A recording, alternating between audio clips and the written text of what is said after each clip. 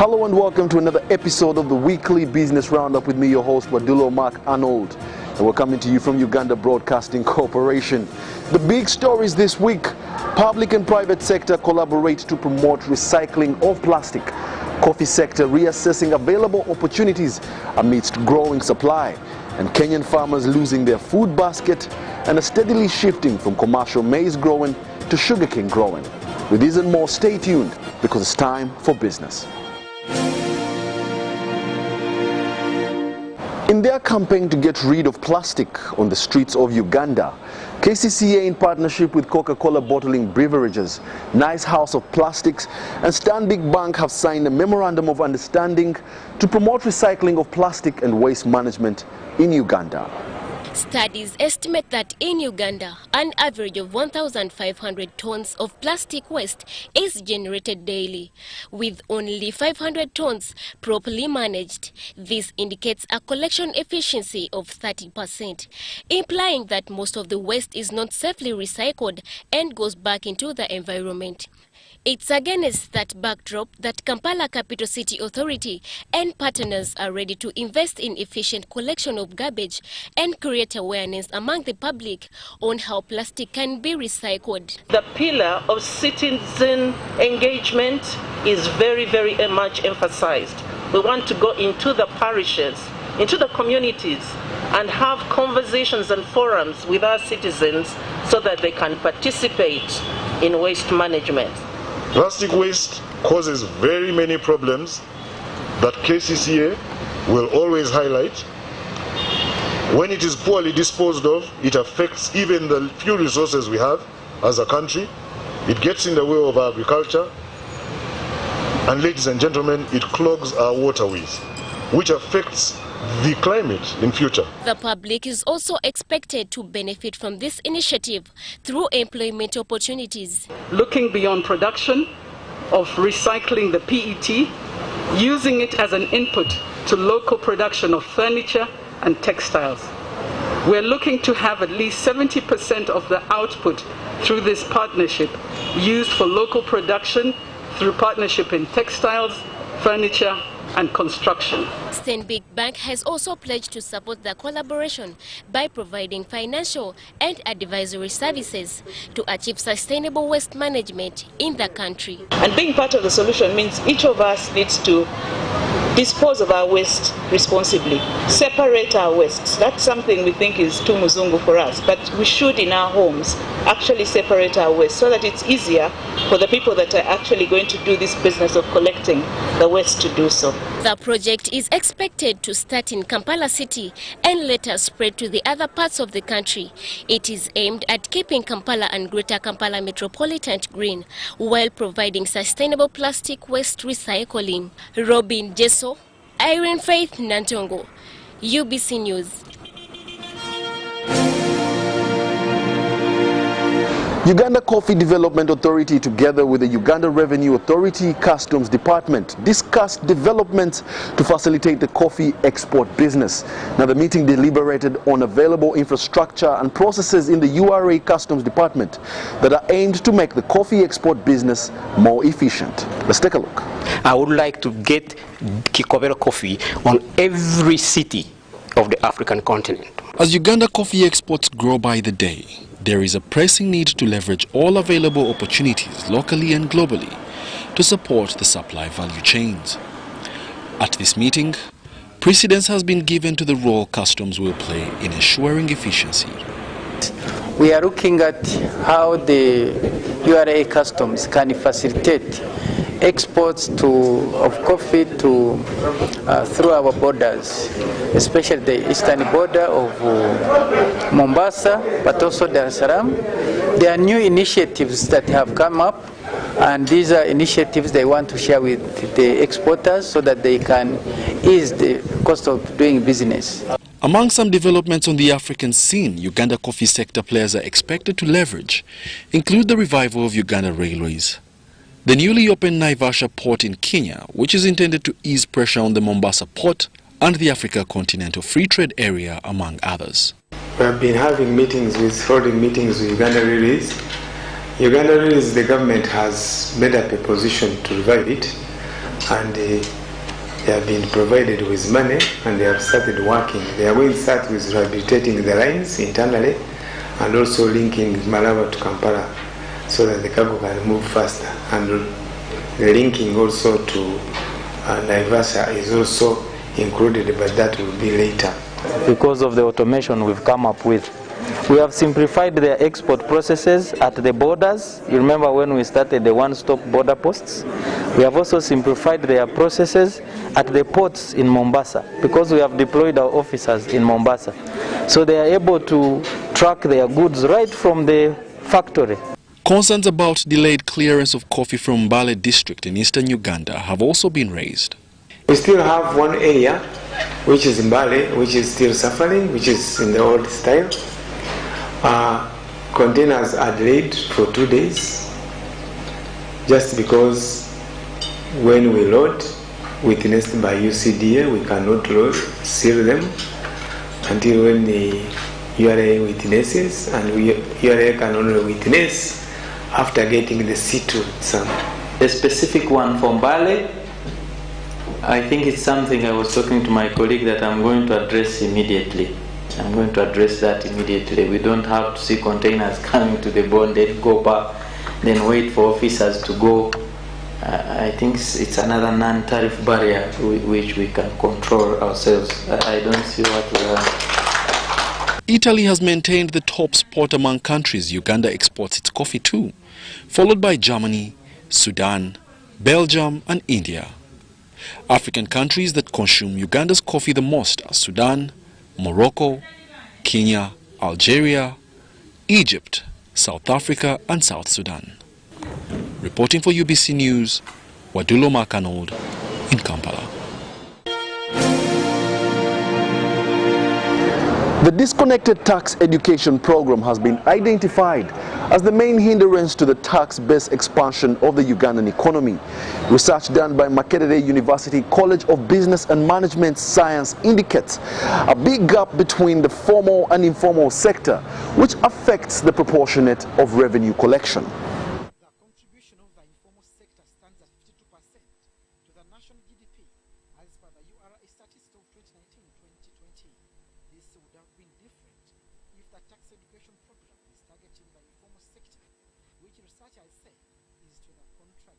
The tax education program needs to be improved, if not overhauled, mainly to take into consideration the perceptions of the public, perceptions of the potential taxpayers.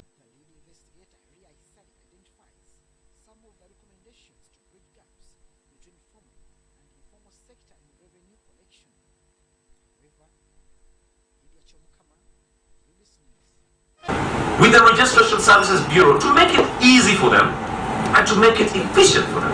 At the graduation ceremony, the Executive Director, Federation of Small and Medium-Sized Enterprises Uganda, John Walugembe said, due to COVID-19 pandemic, it is important that SMEs strengthen their skills in order to be sustainable. As a result of the COVID-19 pandemic, as you know, small businesses were encountering a number of challenges. They're encountering cash flow constraints, they're having diminished demand, some of them are letting go of their staff, some of them are having their supply chains disrupted. So whereas this is a difficult time, it's also an opportunity for organizations such as ourselves to work together to push the entrepreneurship agenda. However, the pandemic also opened up new opportunities for the participants. We had to find a way of adjusting such that we can be able to tap into whatever opportunities that we could be able to harness. So the Stanbic Bank Business Incubator was like a preparation, and we were able to attack the pandemic heads on. It allows the company to grow, and it allows you to be able to see opportunities where they weren't. It has given us an opportunity to take advantage of the situation, because we've not been looking at the profit margin. We've been looking at marketing our company on a broader range. We've been having a number of modules that we've been studying, and I think I've learned a number of things: decision making, how to take advantage of the current situation to make it as an opportunity for you to operate. Stanbic Incubator Program has over the past 3 years trained 1,216 SMEs and 2,392 individuals to date. Robin Josso, Irene Faith Nantongo, UBC News.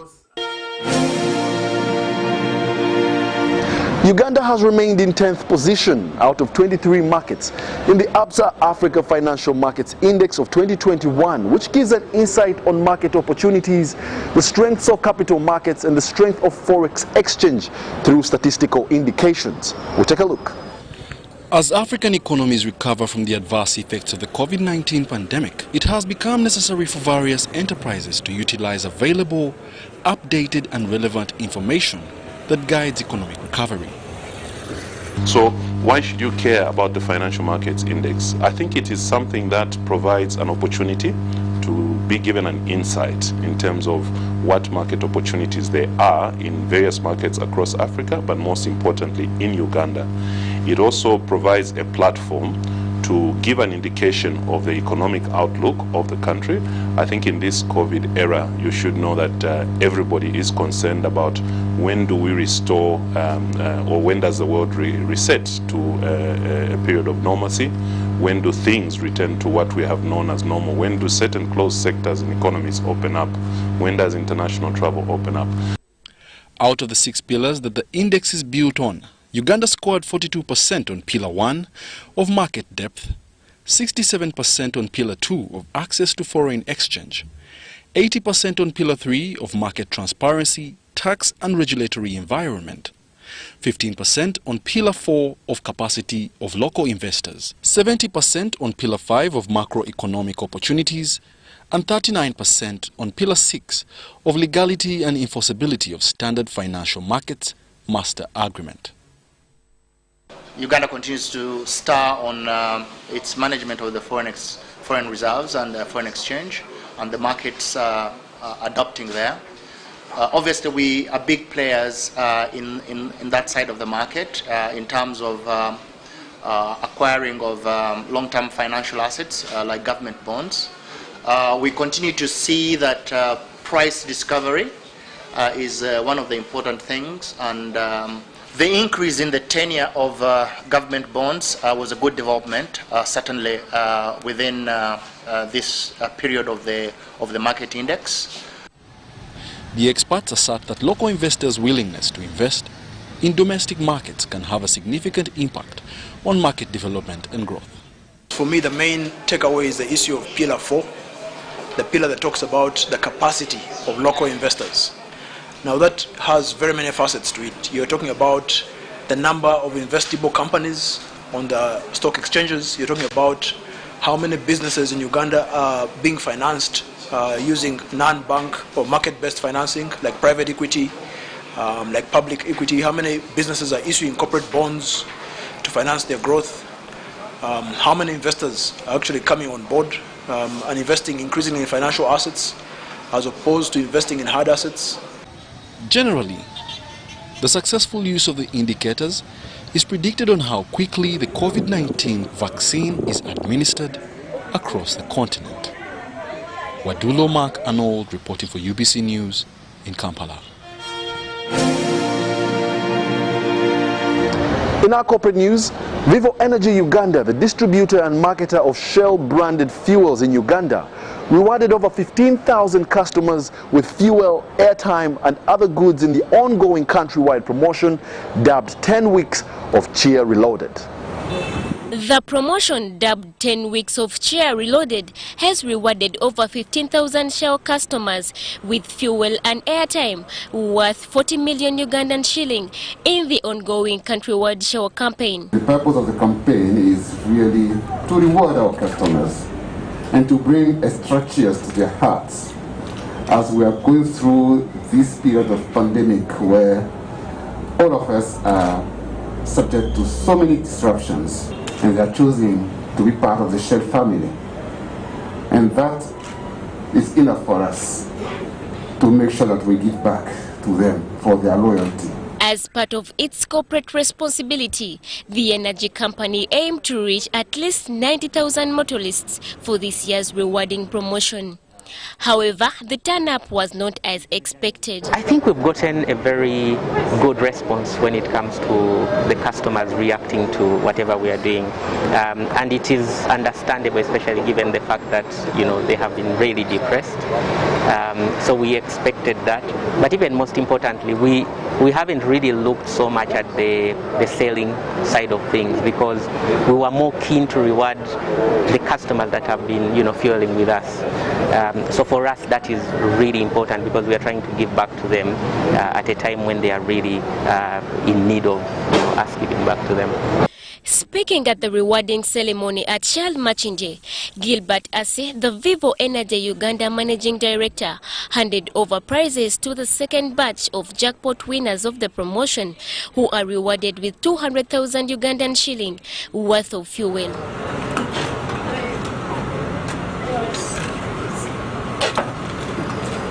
The campaign, which was launched on the 11th of December 2020, will climax on the 19th of February 2021. Irene Faith Nantongo, UBC Business.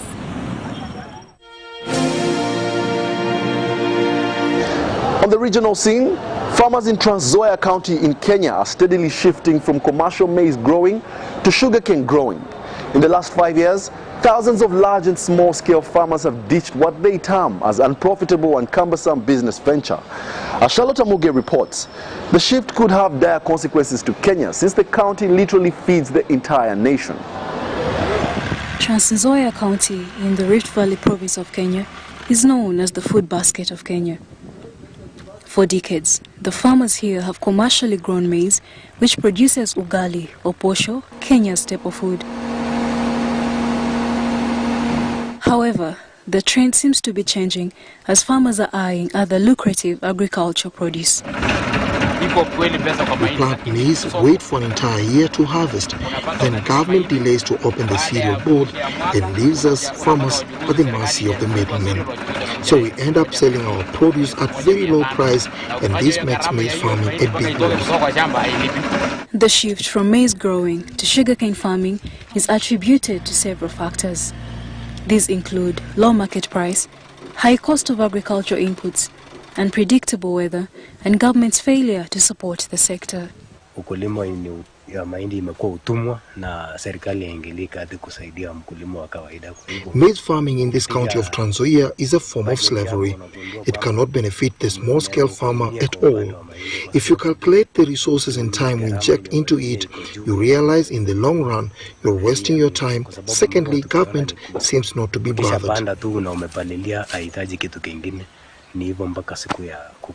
Most of the farmers say they are willing to return to maize growing if the systems are streamlined. But as for now, sugarcane growing is the in thing.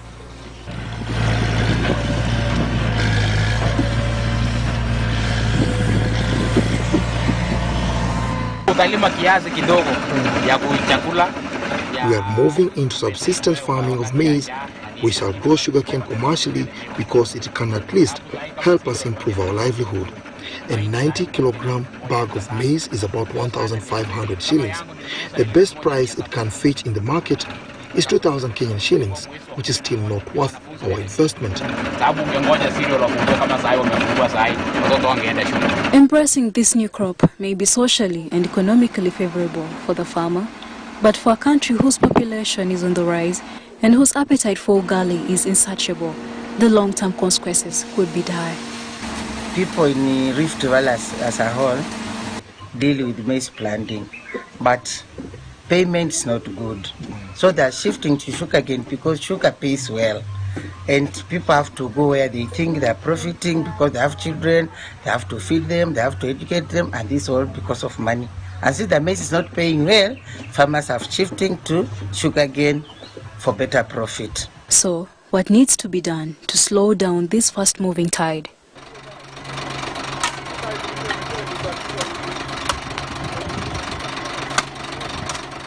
I think once the government will discover that people are shifting to sugarcane because of payment, then they will do something And still those farmers will come back to maize plantation because all the time they way where payment is better. Zinafaa sheria za kulinda mkulima wa mahindi ziwekwe ili kuwe dhabiti. Government should enact stringent policies to protect the farmer from exploitation. Failure to do so will result into more farmers in Trans Nzoia quitting maize farming. Kwa sababu tunajua Trans Nzoia ndio uti wa nchi hii kwa upande wa mahindi na chakula kwa ujumla. Trans Nzoia County, which borders Uganda to the northwest, covers an area of 2,500 square kilometers and is largely agricultural with both large and small-scale maize, tea and dairy farmers.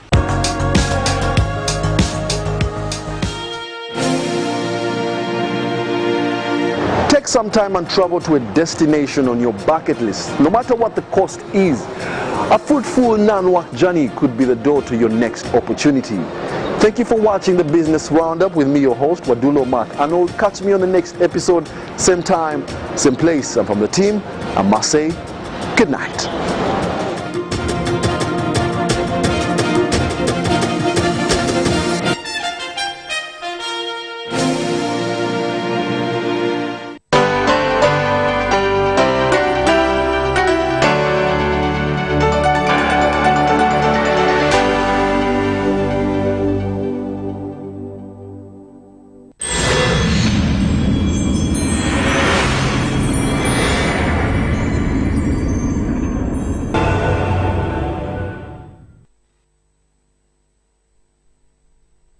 Okumanya omubiri gwo endya ennungi ebyobulamu byonna n'embeera ennungi tuula ntende ku program obulamu bwo.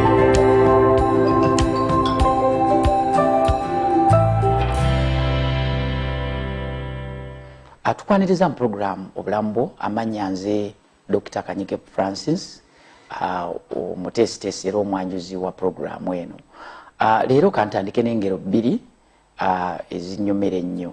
Olusooka omukulembeze w'eggwanga alwagala nnyo olugamba nti akatali kabbe amagumba olya osuula mu mulyango. Mpozi n'olulala olugamba nti akafa omukkoto tekaluluma. Bw'otunuulira engero ezo zombiriri zonna zeekuusa ku byakulya.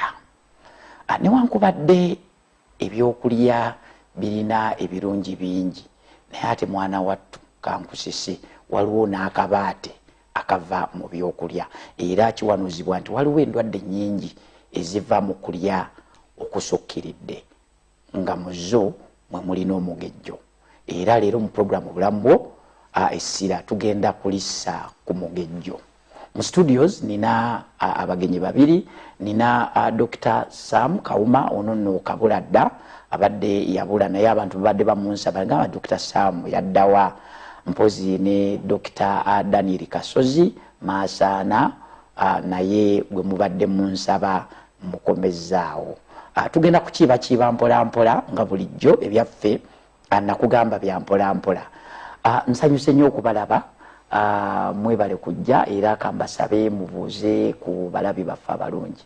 Dr. Dan Gobo osooka. Webale nnyo Dr. Kanyike. Basebo ne banyabo abalabi ba UBC programu eno obulamu bwo. Njagala otwala omukisa guno okubalamusaako. Mujebale emirimu gye mukola. Mwebale kulaba na kwagala programu yaffe eno. Kituzaamu amaanyi buli we tujja wano nga waliwo bubakwa ababulibuliza waffe baatuweereza. So kitulagira ddala nti wamma ddala mubeera programu mugyesonze. Njagala okuyozayoza abo bonna abafunye ebirungi ate nensabira n'abo boolyawo abafunye ebizibu. Nsaba Mukama ayebayisemu bulungi. Weewaawo. Kuva ddadaani ono yali musajja wa ddiini. Ebiseera ebisinga abantu bentera okukyaza wano omanyi bagamba nti amazzi ebiseera ebisinga gakulukutira gye gaali gakulukutidde nti mba n'akakwate bwe mba saasomako naye oba olyawo mba nabeerako naye so sijja bagenyi bange mu bbanga. Ddaani ono okuva dda bwe twasoma edda yali nnyo omuntu wa ddiini era yaliko ndowooza n'eritaje prefect St Kalemba obi ba St Kalemba batumireko okutumira ba obi bange nabe twaswana ba St Kalemba ne ba oji mere bya bwana bali sebo obi alimu abaana bubwala nabo bulezi abaana bubwala tubatumiddeko era nabo mbatumidde bwe sabeeranga mu kiriziya nabeeranga mbasomesa kubala abaana bubwala bonna okulideko dadi etsoka tutandike program n'oluvannyuma tugenda kukomawo mu lwali bw'otabeeranga mu kiriziya wabeeranga obasomesa kubala abaana b'obuwala